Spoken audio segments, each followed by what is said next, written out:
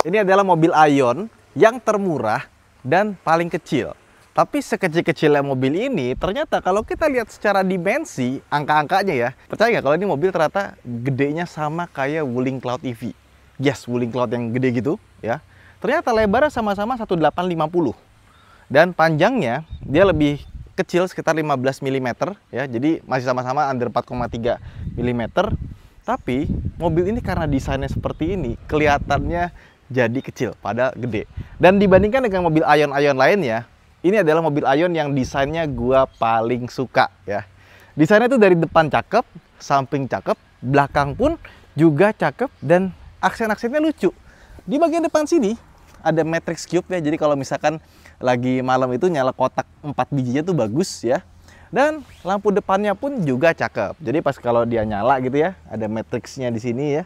Itu kelihatannya bagus. Jadi secara desain ini mobil Aion yang desainnya gua paling suka.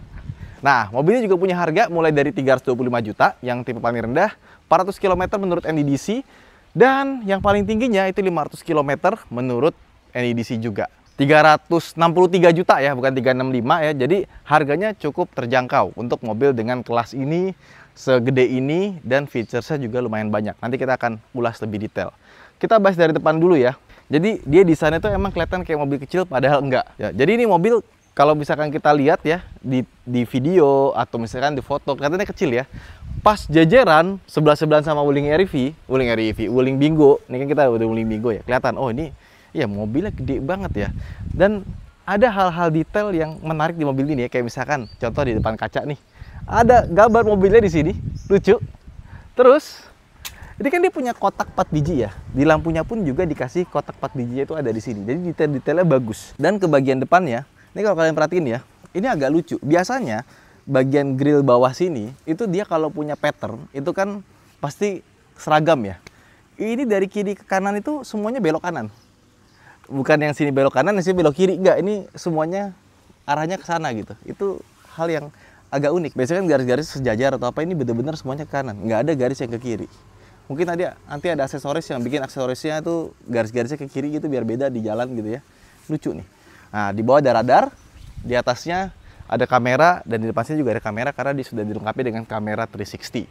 Nah, ke samping dia punya ban itu 215/55R17, dan biasanya mobil listrik itu dia pakai pelek yang ketutup aero wheels. Ini enggak, ini benar-benar kelihatan. Tapi untungnya dia punya cakram gede ya. Jadi kalau kita lihat di kampas remnya, kalipernya itu gede. Jadi meskipun dia bolongnya gede juga, itu nggak kelihatan malu-maluin ya. Dalamnya juga rapi ya, suspensi depannya pakai McPherson. Sampai ke belakang juga masih ada rem cakramnya, dan rem cakram belakangnya itu juga nggak kecil. Tetap kelihatan gede, padat, bagus lah. Sama dia ada aksen di sini, ini juga bikin cakep. Dan kalau kita lihat pintunya, dia tuh nggak ada lekukan yang aneh-aneh, sama. Ini gagang pintunya beneran bagus. Meskipun modelnya cungkil, gue lebih suka yang kayak begini dibandingkan dengan yang model flash kebuka sendiri gitu. Nah, bentuk belakangnya seperti ini ya. Desainnya emang nggak bagus-bagus amat, cuma dibandingkan dengan Aion V, Aion Y Plus ya, gue lebih suka ini sih. Dia simple, nggak banyak lekukan aneh-aneh ya. Sama belakangnya juga lengkap ya. Spoilernya ada, high mounted stop lampnya ada ya. Terus defogger juga ada. Oh, kalau kita megang kunci lama di belakang nanti dia akan buka otomatis, dan dia sudah pakai power back door. Harga segini dapat power back door ya. Terus ini yang gue cari dari tadi. Jadi kita bikin kaos 1 Million Journey bersama alumni ya. Jadi mereka yang ngurusin semuanya. Nanti kalau kalian pengen bisa langsung pesan di sana aja. Nah, persis sama yang kita pakai waktu overland. Bahannya juga halus. Set. Nanti ada ininya, ada kotaknya khusus. Prototype nih. Cakep sama. Wih. Meskipun secara dimensi itu sama kayak Wuling Cloud ya, tapi pas kita lihat bagasinya, ini gede sebenarnya, tapi nggak segede gitu ya. Jadi karena dia desainnya itu agak miring gitu kan, walaupun dia bulat-bulat juga, tapi ternyata buat interiornya nggak begitu lega, cuma segini aja. Tapi ini udah lebih besar dibandingkan dengan ya kayak misalkan Wuling Bingo atau semacamnya, atau mungkin GWM Ora O3 itu juga ini masih lebih lega bagasinya. Dan di bawah pun kita dapat storage yang gede banget ya. Jadi bisa buat naruh barang. Sama ini ada charger, ada reflective face-nya juga di sini ya. Terus kalau misalkan kita taruh di bawah sini bisa nih. Nah, jadi kita punya bagasi yang lebih rendah. Cuman kalau dibikin begini dia nggak bisa rata lantai. Kalau mau dibikin rata lantai di keatasin dulu ya. Dan kita juga dapat lampu di sebelah kiri. Jadi kalau misalkan malam-malam itu nggak bingung nyarinya ya. Sekarang kita tutup aja. Dan kabar baiknya adalah sekarang Aion sudah ada di Jogja. Jadi kalau misalkan kalian pengen beli Aion, kalian orang Jogja, Magelang, Solo dan sekitarnya, langsung aja ke sana karena kita juga pinjam ini dari Aion Yogyakarta. Ya, enak ya sekarang di Jogja tuh Citroen ada, Aion ada, Jeku ada, Cherry ada. Kita mau minjem itu nggak perlu ke ini, nggak perlu ke Jakarta, bisa langsung ke dealer. Sama ini lampunya konsisten, ada Ice Cube 4 biji, sama ada kecil di sini. Jadi desainnya tuh continuity-nya tuh dari depan sampai ke belakang. Itu gua suka, bagus ya, imut-imut. Nih desainnya nggak ada komplain lah. Ini mobil Aion yang desainnya gua paling suka. Cuma kenapa namanya UT, Aion UT, agak susah disebutin gitu. Yuk sekarang kita buka bagasi depannya dulu. Nah terus bagasi depannya kalau kita buka nggak bisa naruh barang, cuma begini aja dan nggak dikasih cover ya. Ini seandainya pun dikasih cover, kayaknya buat naruh barang itu cuma bisa sedikit banget di sini nih. Jadi emang nggak didesain buat bisa masukin barang-barang. Sama ini sebenarnya kalau kita lihat ya, dia tuh overhang ke depannya tuh bumper itu panjang. Artinya kalau misalkan dia bisa dibikin lebih rendah lagi, kap mesinnya dibuka lebih panjang ke depan, harusnya dia bisa manfaatin space yang lebih bagus. Tapi oke lah, karena bagasi juga udah gede. Dan dia punya dua model kan, yang tadi yang paling tinggi sama paling rendahnya, itu tenaga mesinnya beda. Biasanya mobil-mobil entry level yang harganya under 400 juta, itu kan tenaganya kecil ya. Tapi ini enggak. Yang versi premium, itu tenaganya 204 HP, dan torsinya 210 Nm. Nah, versi yang standar, yang 400 kilo doang, itu tenaganya lebih kecil. Dia tenaganya 134 HP, dan torsinya itu sekitar 140 Nm. Jadi beda lah secara figur akselerasi. Makanya ini, meskipun mobil entry level, dia 0-100-nya bisa tuntas dalam waktu 7 detik doang dan disalurkan di roda depan, kiri kanan. Jadi tenaganya tadi gue coba emang kenceng sih. Nah untuk chargerannya tentunya dia udah pakai CCS2 dong, kayak mobil-mobil lainnya. Ada fast chargingnya juga. Jadi menurut Aion dari 30 ke 80% itu sekitar 24 menit ya. Dia tuh maksimum kalau nggak salah di 60 kW. Jadi sebenarnya nggak fast charging amat, tapi karena baterainya juga nggak terlalu besar, angkanya tuh bagus. Ditambah lagi, baterainya dia tuh pakai namanya magazine battery. Ya, jadi kayak semacam blade baterainya BYD tapi versi si Aion. Dan dia juga pakai dual sided cooling ya. Jadi cooling sistemnya itu kanan kiri atau atas bawah gitu, lupa gua. Nah, dia pakai liquid cooling. Sekarang kita masuk ke dalam interiornya. Let's go. Nah, sekarang kita masuk ke dalam Aion UT ya. Dan dia tuh untuk mobil di kelas harga segini, kelengkapannya itu lumayan banyak. Pertama, dia punya panoramic roof ya, tapi controllingnya itu harus pakai tombol.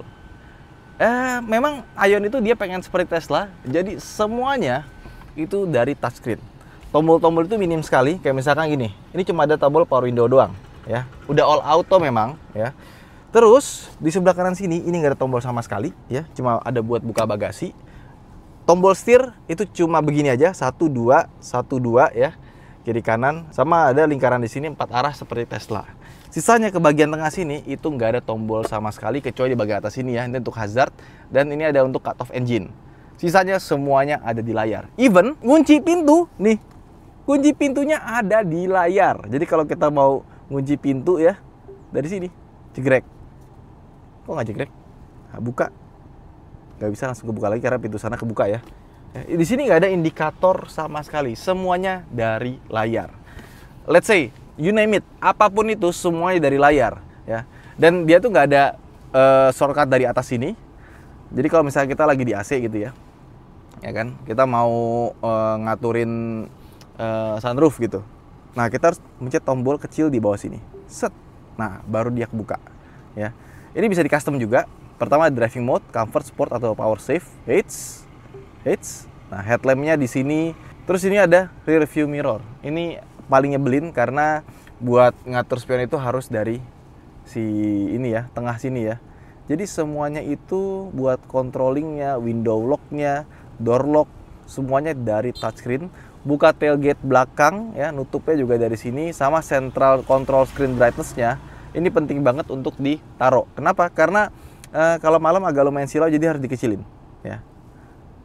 Jadi harus, kalau diedit gini kan bisa banyak yang di disable ya, tapi sebaiknya banyak hal ditaruh di sini deh. Jadi kalian benar-benar harus customize dan kalian harus sesuaikan dengan kebiasaan kalian. Karena nggak tahu ya kenapa ditaruh di sini ya. Gue lebih seneng dari atas di swipe gitu ya, terus ada pilihannya banyak dan tombolnya gede-gede. Ini tombolnya kecil-kecil, jadi kalau misalnya kita lagi jalan, kita belum hafal gitu ya, itu mesti nyari dulu di mana ya. Bisa di swipe sih, cuma ya agak repot gitu. Coba misalkan dibikin UI-nya lebih friendly lagi dari atas gitu, itu pasti lebih menarik lagi, lebih bagus ya. Sama volumenya di mana? Kalau nggak dari tombol di sini, ada logo volume. Coba mendekat. Logo volume di sini, kita pencet baru bisa atur volume. Dan sama seperti Hyptek HT yang gue bilang ya, dia itu nggak bisa di custom. Jadi cuma ada natural sound, vocal booster, sama mega bass. Kita nggak bisa custom mau bassnya berapa, treble-nya berapa, nggak bisa. Dia langsung by default aja. Ya, sama di sini ada kursi. Kalau kita pencet, nah nanti bisa ngatur pendingin kursinya. Ya. Dan lucunya ini ada close, ada fan, ada smart ya. Nah kalau misalkan kita fan ini, kita mau ngatur kecepatannya, mencetnya 2 kali gitu. Jadi pencet fan dulu, ngatur kecepatan 2 kali di sini. Jadi ya UI-nya tuh nggak dibikin mudah gitu kan. Logo aja tinggal dinyalain gitu loh. Gitu. Nah, rear view mirror-nya juga sama, ada menu lagi di dalamnya.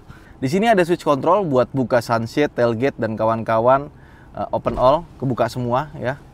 Lighting system bisa diatur ketinggiannya cuma dari sini ya. Ada autonya, headlamp off with delay. Nah, reading lamp-nya ini juga tombolnya ini bisa open all. Jadi buat nyalain semuanya itu semua dari touchscreen, nggak ada tombol shortcut di bagian atas ya. Kalau ini tombolnya nih, kita lihat ke atas, dia tuh disentuh ininya. Bagus sih udah LED, cuma kalau ada shortcut buat pencet sekali, dia langsung buka semua. Buat door opener kalau kita buka pintu dia nyala itu, dia ngaturnya semua dari sini gitu loh. Nggak ada tombol fisiknya. Ya, ada kaca sedikit ya buat ngeliat di belakang. Ini cocok kalau misalkan kalian lagi jemput anak sekolah, pengen lihat anak kalian di belakang. Ini ada conversation mirror namanya. Terus di bawahnya ada Adigo Smart Driving. Ini untuk ADAS-nya, dan ADAS-nya bagus ya. Untuk mobil di kelas ini ADAS-nya bagus banget. Driving energy-nya ada comfort ya, ada sport sama power save. Cuma kalau menurut gue mendingan pakai comfort aja. Nanti gue akan jelasin. Energy recovery-nya sebaiknya di close aja karena weak medium-nya itu agak kurang ini ya, agak kurang pas ya. Sama ada super power saving juga, itu nanti kayak one pedal driving tapi tetap dia harus direm pas kita mau berhenti.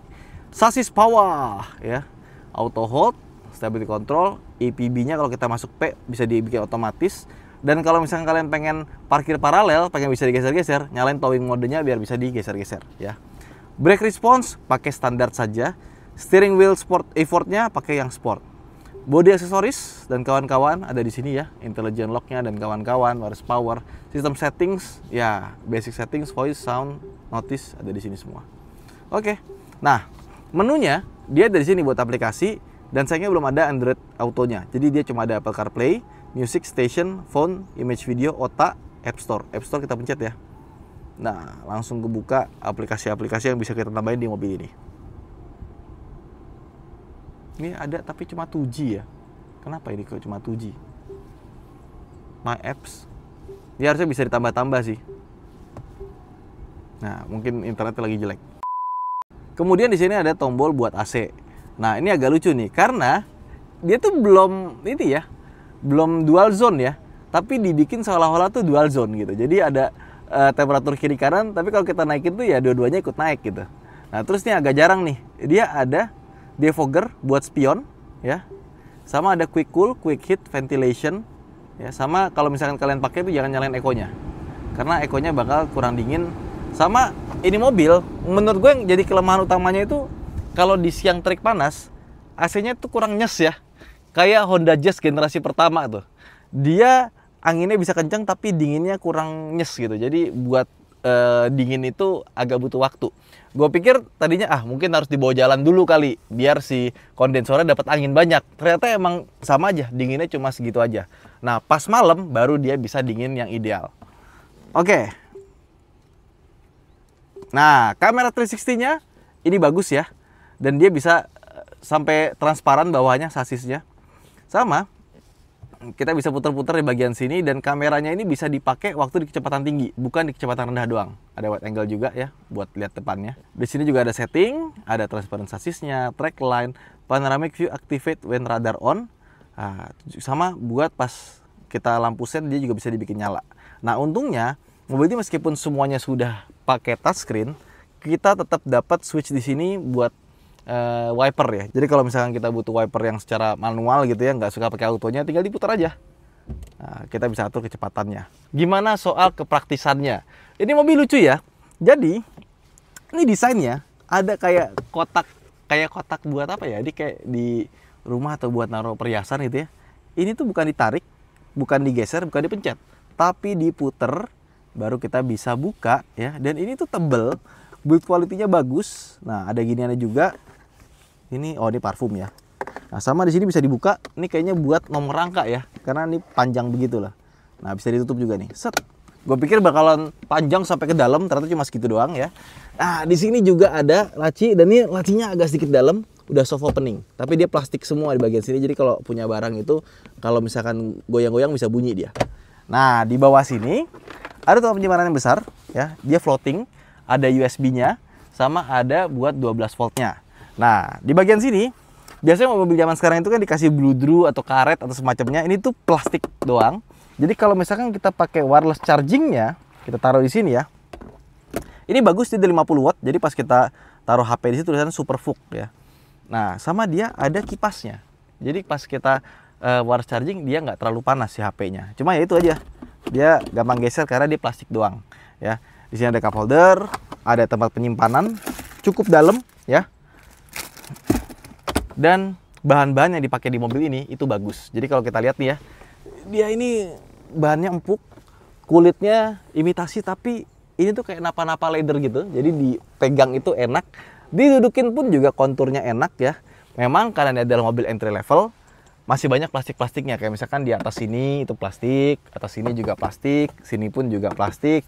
Tapi oke lah, mengingat harganya ya segitu aja gitu. Ini kalau misalkan di atas sini dibikin karet semacamnya pasti lebih bagus lagi.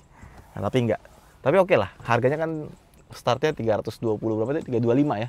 Sampai 363. Menurut gua masih oke banget. Set pocket juga gede ya. Nah, terus gimana soal posisi duduknya? Jadi, ini mobil ya. Dia tuh belum teleskopik, tapi ya, sebenarnya ini udah mundur banget. Jadi udah pas ya. Nah, cuman kalau kita majuin lagi dengan posisi duduk yang pas dengan tangan seperti ini, pedalnya tuh kurang mundur. Jadi kalau pedalnya dimundurin lagi pasti enak. Karena kalau kita mundurin sampai kaki kita pas gitu ya, setirnya kurang maju. Tapi kalau setirnya dimajuin lagi, let's say dia punya teleskopik, gue megang touchscreen tuh jadi jauh gitu, jadi nggak kesentuh gitu. Jadi kalau misalkan dimajuin lagi segini nih, enak kan segini kan. Nah, touchscreen tuh jadi jauh. Sedangkan semua tombol-tombolnya itu ada di touchscreen. Seandainya buat next faceliftnya, itu sebaiknya pedalnya dimundurin lagi deh. Biar ya gitu pas. Ini buat gue tuh pasnya segini. Cuma pedalnya kalau bisa mundur lebih enak. Sama tangan tuh jadi pas gitu. Kalau gue dapetin ideal tuh agak susah di mobil ini. Tapi di luar itu kursinya pas. Kursinya tuh konturnya pas, nyaman. Kakinya juga agak sedikit dingklik tapi oke lah. Dan dia sudah elektrik, bisa dinaik turunin ya. Sama recline. Oke. Di atas ini kita ada lampu kiri kanan dan kacanya gede ya. Kiri juga sama. Tuh, kacanya besar, ada plastiknya masih. Sama yang gue suka ini mobil, kalau kita tutup jendela, kita tutup ini, dia tuh belum double glass, tapi peredaman kabinnya itu bagus untuk mobil di kelasnya. Oke, sekarang kita ke belakang yuk. Nah, di belakang sini kita punya legroom yang besar, headroom juga besar ya. Cuman kursinya ini nggak bisa dikebelakangin lagi, jadi dia tuh terlalu tegak. Tegaknya tuh tegak yang kurang enak sih. Jadi kayaknya emang kalau belakang ini meskipun dia lega, dia buat darurat sih. Kalau misalkan kita duduk yang ini seandainya bisa dimundurin lagi dikit, bisa nggak sih? Kayaknya agak aneh ya. Ini cuma begini doang ya, nggak bisa mundur lagi ya. Ini kalau bisa dimundurin lagi aja, ini pasti lebih enak dibandingkan tegak ini. Coba deh, lihat deh. Tegaknya tuh tegak yang, ya nggak sih? Agak tegak banget, bukan tegak lagi gitu. Ada armrestnya, ya. Ini bukan ini headrest loh. Wow, headrest. Jadi bisa dipakai buat bertiga, ya. Sama seat beltnya pun juga semua dari atas ya.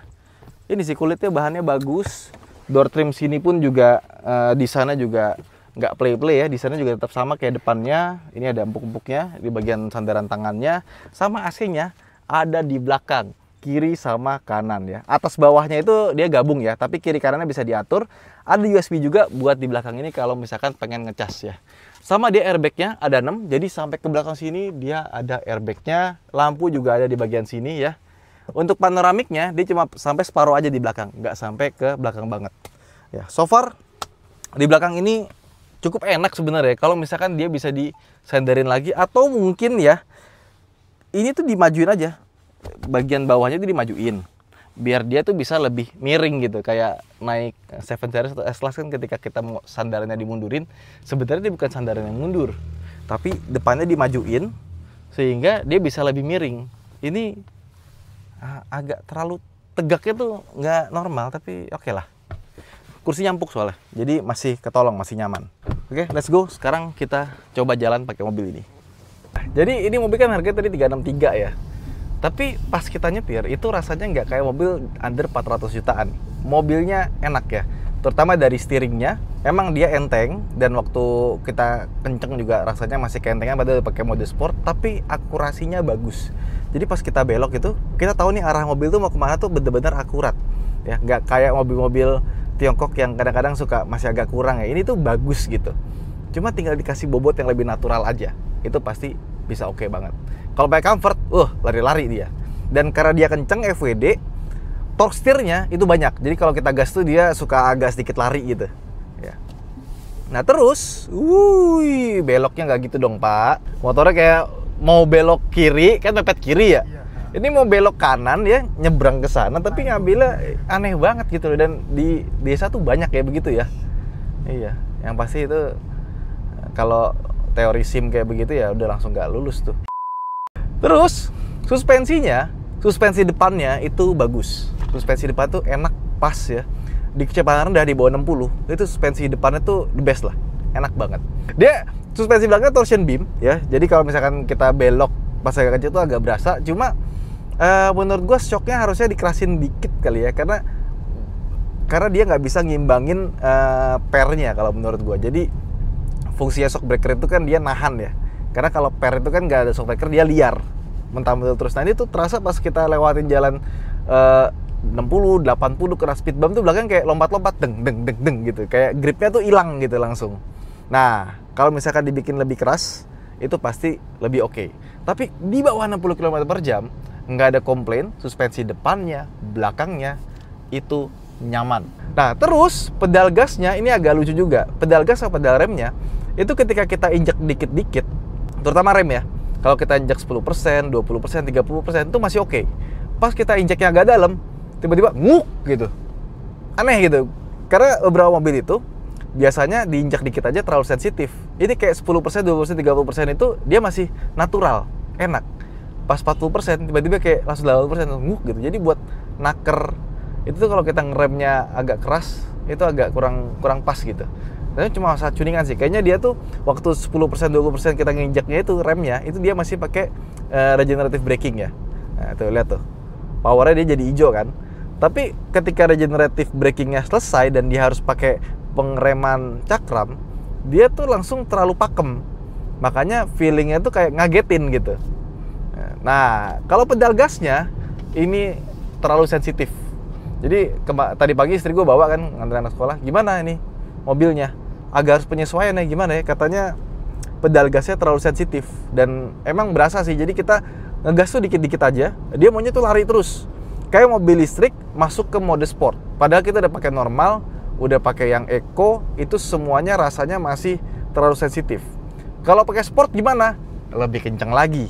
Nah kalau di jalan lurus kayak gini, dengan kecepatan under 60 ya, ini mobil tuh enak banget loh ya. Suspensinya pas ya, terus juga larinya tuh ada gitu ya. Jadi kalau misalkan tiba-tiba kita mau nyusul gitu di jalan Jogja Solo, bisa gas terus langsung kenceng ya. Emang agak lari dikit karena torque steer, tapi tenaganya, power delivery-nya enak. Nah, cuman kalau kalian pengen bawanya halus, ya itu yang agak berasa terlalu sensitif ya pedal gasnya ya. Kalau misalkan pedal gasnya bisa di tuning lebih santai lagi gitu ya, lebih comfort lagi, itu pasti enak ya. tempat naruh tangan kanan kiri ini juga pas ya. Perdaban kabinnya bagus. Terus suspensinya juga kalau kita lewat jalan jelek dia nggak bunyi dak duk gitu loh. Dia kalem suaranya. Jadi pas kita bawa gini tuh rasanya kayak mobil yang bukan 300 jutaan, kayak mobil 400 jutaan gitu. Nyaman dia. Terus ketika kita putar balik juga dia radius putarnya bagus ya. Terus pas kita pakai di tol gitu ya, pakai ada cruise controlnya, itu juga bisa diandalin gitu. Nah, sama nih, untungnya nih mobil juga punya speedometer di bagian tengahnya. Gue kadang-kadang tuh suka agak sebel sama mobil. Itu sebenarnya mobilnya bagus, cuma sama dia tuh tengahnya tuh nggak dikasih speedometer gitu. Nah, di speedometernya pun dia juga punya peta di bagian sini, ya. Bisa kita ganti-ganti, pencet yang ini nih, bintang di sini ya. Nah, ada playable content. Jadi kalau misalkan kita nyetel musik atau semacamnya, dia ada di sini, displaynya. Pencet lagi, dia tuh ada TPMS, tapi TPMS-nya itu persentase, persen 175, 100, 101 gitu. Dan ini 75% gue nggak tahu berapa PSI ya, karena pas gue ngeliat, gue pikir kempes nggak sih? Nggak kempes. Kayaknya dia dari ABS sensor ya, jadi pas kita jalan ya, dia ngedeteksi ada ban yang salah satu putarannya lebih banyak, itu berarti menurut dia kempes. Dan kempesnya 75%, mungkin yang lainnya 40-40, yang di sini ada 75% berarti tinggal 30-an. Nah, dia ngeceknya dari persentase itu, bukan dari berapa PSI. Jadi bukan sensor di pentilnya ya. Nah, sama di sebelah kanannya lagi ada total mileage-nya, baru 6.700 kilo mobilnya. Udah jalan 8,1 km tadi dari rumah, dan ini kita menggunakannya 16,3 kWh per 100 km. Nah, pencet lagi, nanti dia berubah jadi smart driving-nya. Ada gambar mobil, motor di depannya tuh ada di sini. Jadi pas sudah kita driving, kita nyetir, ini rasanya mobil happy ya, nggak banyak keluhan. Gas cus, kenceng loh. Larinya sih boleh ini mobil. Untuk mobil harga segini larinya kenceng. Jadi kalau dipakai sore gini ya, ini mobil sih berasa enak ya. Kalau siang itu AC-nya sih, karena dia atap di atasnya ini juga. Even kalau kita tutup ya, kalau menurut gua ya, close. Bahan sun visor-nya ini dia tuh masih tipis, nggak ada lapisan plastik. Biasanya tuh kayak ada bahan plastik itu di dalam kayak karet gitu, baru dia pakai kain. Nah, dia tuh kayak langsung kain. Jadi kalau pas siang itu, kalau kalian nggak pasang kaca film, dia masih agak ngeriung ke dalam gitu. Jadi kalau misalkan kalian sales Ion gitu ya, mau jualan duty, kalau bisa dikasih free juga kaca filmnya, bukan cuma depan, samping, kanan, kiri, belakang, tapi juga ke atap ya. Karena pas dibuka nih, dipegang, dia tuh bener-bener pure kain, nggak ada daleman kayak semacam rubber atau plastik kayak gitu yang bisa ngehalau panas. Itu aja sih. Sisanya ini mobil gua suka. Jadi setelah kita cobain Ion V, ini sebenarnya mobil tuh potensial banget. Dengan harga segini kita dapetnya tuh di atasnya. Cuma memang ada beberapa hal yang menurut gua harus diperbaiki, dan itu bisa diperbaiki dari softwarenya atau mungkin dari tuningan rem, tuningan gasnya. Itu kalau misalkan disempurnain lagi, ya menurut gue ini value for money-nya dapat banget. Bisa dibilang mungkin yang terbaik di kelasnya.